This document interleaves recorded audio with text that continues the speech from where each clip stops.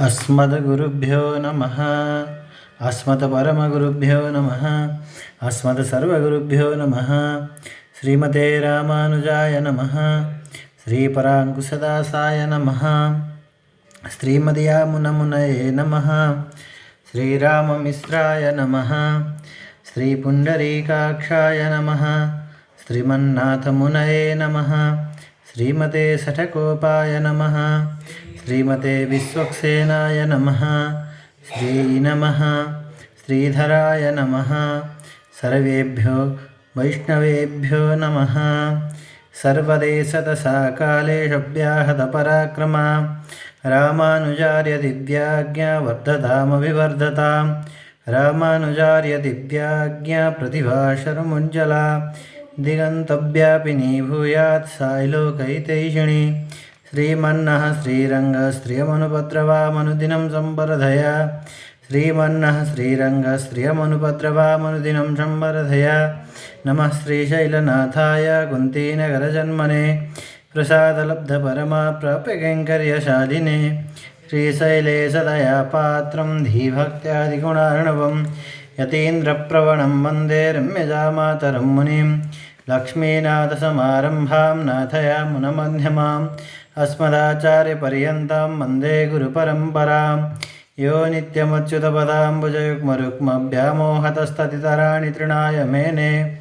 अस्मद्गुरोर्भगवतोऽस्य दैकसिन्धो रामानुजस्य चरणौ शरणं प्रपद्ये। मातापिता युवतयस्तनया विभूति सर्वं यदेव नियमेन मदन्वयानाम्।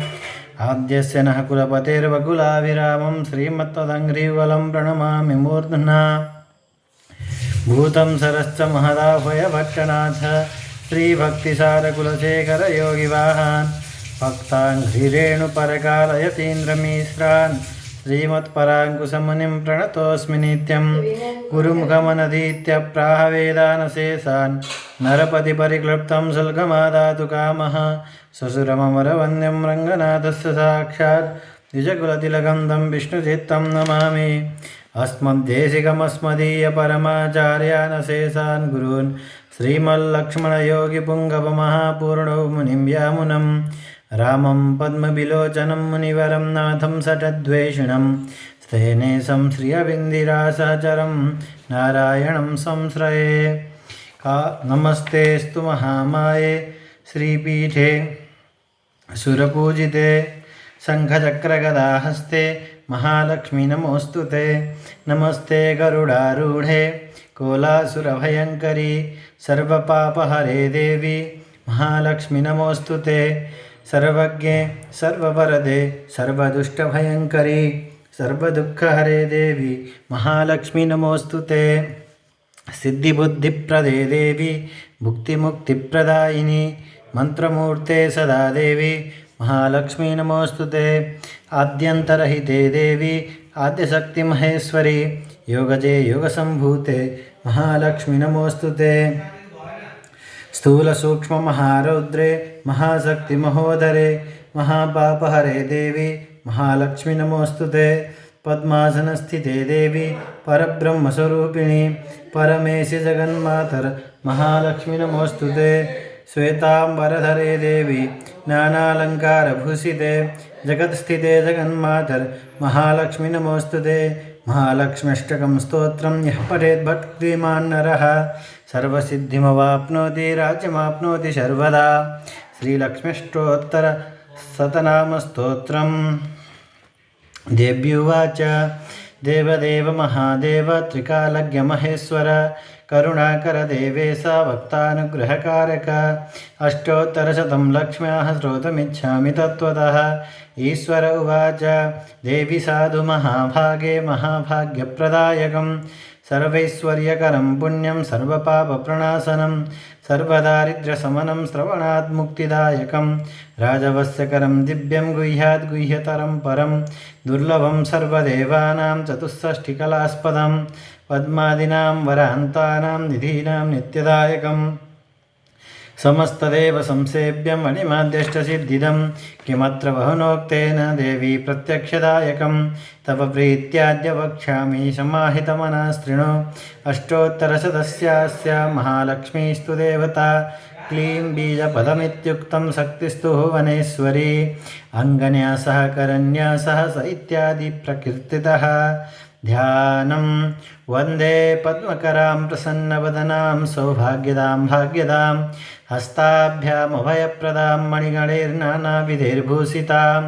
भक्तादिष्टफलप्रदां हरिहरब्रह्मादिभिस्सेवितां पार्श्वे पङ्कजशङ्खपद्मनिधिवीर्युक्तां सदा शक्तिभिः सरसिजनयने सरोजहस्ते धपलतरां सुखगन्धमाल्यशोभे भगवति हरिवल्लभे मनोज्ञे त्रिभुवनभूतिकरी प्रसीद मह्यं हरिः ॐ प्रकृतिं विकृतिं विद्यां सर्वभूतहितप्रदां श्रद्धां विभूतिं सुरभिं नमामि परमात्मिकां वाचं पद्मालयां पद्मां शुचिं स्वाहां स्वधां सुधां धन्यां हिरण्मयीं लक्ष्मीं नित्यपुष्टां विभावरीं अदितिं च दितिं दीप्तां वसुधां वसुधारिणीं नमामि कमलां कान्तां क्षमां क्षीरोदसम्भवाम् अनुग्रहपरां बुद्धिमनगां हरिवल्लभाम् अशोकामृतां दीप्तां लोकशोकविनाशिनीं नमामि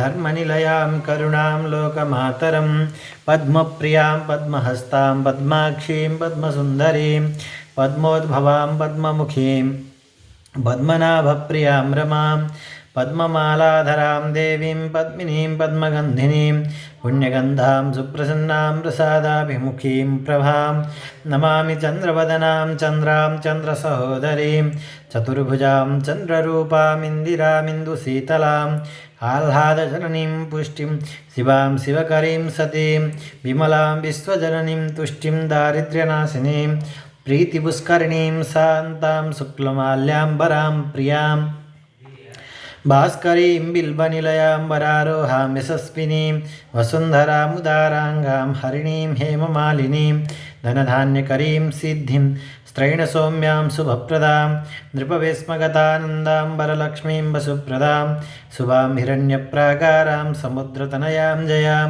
नमामि मङ्गलां देवीं विष्णुवक्षस्थलस्थितां विष्णुपत्नीं प्रसन्नाक्षीं नारायणसमाश्रितां दारिद्र्यध्वंसिनीं देवीं सर्वोपद्रववारिणीं नवदुर्गां महाकालीं ब्रह्मविष्णुशिवात्मिकां त्रिकालज्ञानसम्पन्नां नमामि भुवनेश्वरीं लक्ष्मीं क्षीरसमुद्रराजतनयां श्रीरङ्गधामेश्वरीं दासीभूतसमस्तदेववनितां लोकैकदीपाङ्कुरां श्रीमन्मन्दकटाक्षलब्धविभव ब्रह्मेन्द्रगङ्गाधरां त्वां त्रैलोक्यकुटुम्बिनीं सरसिजां वन्दे मुकुन्दप्रियां मातर्नमामि कमले कमलायताक्षि श्रीविष्णुहृतिकमलवासिनि विश्वमातः क्षीरोदजे कमलकोमलगर्भगौरी लक्ष्मी प्रसीद सततं नमतां शरण्ये त्रिकालं यो जपेद्विद्वान् षण्मासं विजितेन्द्रियः दारिद्र्यध्वंसनं कृत्वा सर्वमाप्नोत्ययत्नतः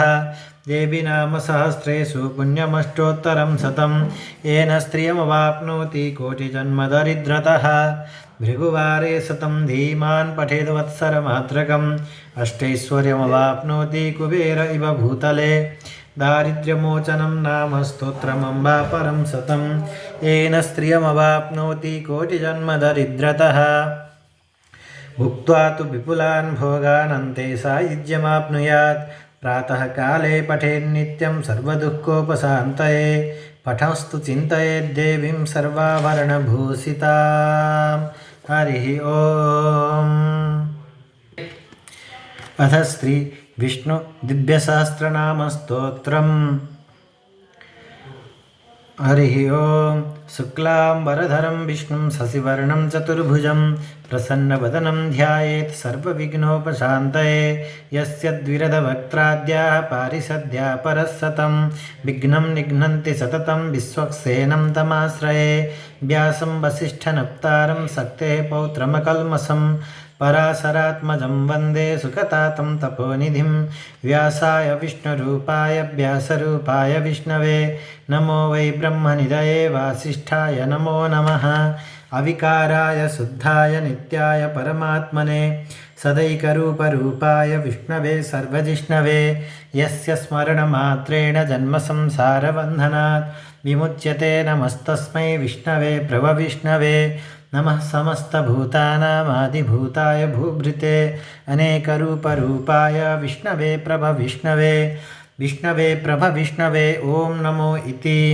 श्रीवैशम्पायन उवाच श्रुत्वा धर्मानशेषेण पावनानि च सर्वशः युधिष्ठिरः शान्तनवं पुनरेवाभ्यभाषत युधिष्ठिर उवाच किमेकं दैवतं लोके किं वाप्येकं परायणं स्तुवन्तः कं कमर्चन्तः प्राप्नुयुर्मानवः शुभं को धर्मः सर्वधर्माणां भवतः परमो मतः किं जपन्मुच्यते जन्तुर्जन्मसंसारबन्धनात् श्रीभीष्म उवाच जगत्प्रभुं देवदेवमनन्तं पुरुषोत्तमं स्तुवन्नाम सहस्रेण पुरुषः सततोत्थितः तमेव चार्चयन्नित्यं भक्त्या पुरुषमव्ययं ध्यायन् स्तुवन्नमस्यश्च यजमानस्तमेव च अनादिनिधनं विष्णुं सर्वलोकमहेश्वरं लोकाध्यक्षं स्तुवन्नित्यं सर्वदुःखातिको भवेत् ब्रह्मण्यं सर्वधर्मज्ञं लोकानां कीर्तिवर्धनं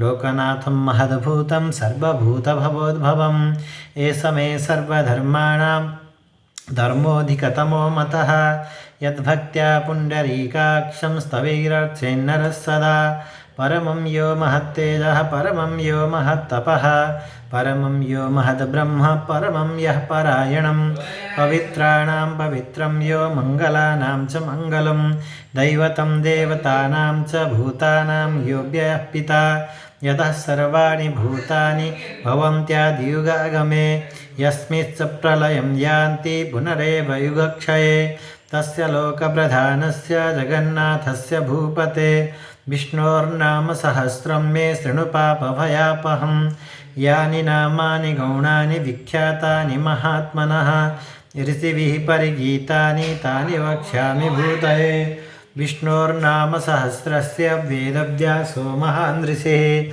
छन्दोनुष्टुप् तथा देवो भगवान् देवकीसुतः अमृतां सूद्भवो बीजं शक्तिर्देवकीनन्दनः त्रिशाम हृदयं तस्य शान्त्यर्थे विनियुज्यते विष्णुं जिष्णुं महाविष्णुं प्रभविष्णुं महेश्वरम् अनेकरूपदैत्यान्तं नमामि पुरुषोत्तमम् ॐ अस्य श्रीविष्णोर्दिव्यसहस्रनामस्तोत्रमहामन्त्रस्य श्रीवेदव्यासो भगवान् ऋषिः अनुष्टुप्छन्दः श्रीमहाविष्णुः परमात्मा श्रीमन्नारायणो देवता अमृतां सूद्भवो भानुरिति बीजं देवकीनन्दनस्रष्टेति शक्तिः उद्भवः क्षोवणो देव इति परमो मन्त्रः शङ्खभृन्नन्दकी चक्रीति कीलकं श्राङ्गधन्वागदाधर इत्यस्त्रं रथाङ्गपाणिरक्षोभ्य इति नेत्रं त्रिसामा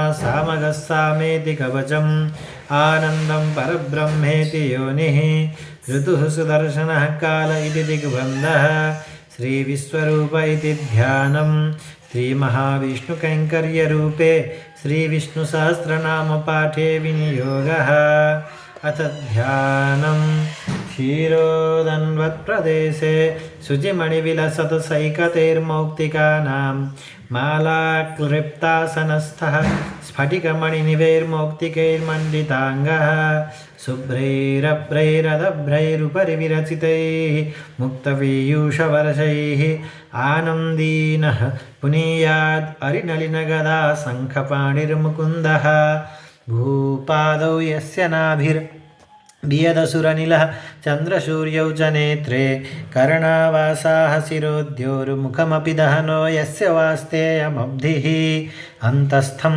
यस्य विश्वं सुरनरखगो भोगिगन्धर्वदैत्यैः चित्रं रं रं यदेतं त्रिभुवनवपुषं विष्णुमीशं नमामि शान्ताकारं भुजगशयनं पद्मनाभं सुरेशं विश्वाधारं गगनसदृशं मेघवर्णं शुभाङ्गं लक्ष्मीकान्तं कमलनयनं योगिभिर्ध्यानगम्यं वन्दे विष्णुं भवभयहरं सर्वलोकैकनाथं मेघश्यामं पीतकौशेयवासं श्रीवत्साङ्गं कौस्तुभोद्भासिताङ्गं पुण्योपेतं पुण्डरीकायताक्षं विष्णुं वन्दे सर्वलोकैकनाथं सशङ्खचक्रं सकिरीटकुण्डलं सपीतवस्त्रं सरसीरुहेक्षणं सहारवक्षस्थलशोभिकौस्तुभं नमामि विष्णुं शिरसा चतुर्भुजं छायायां पारिजातस्य हेमसिंहासनोपरि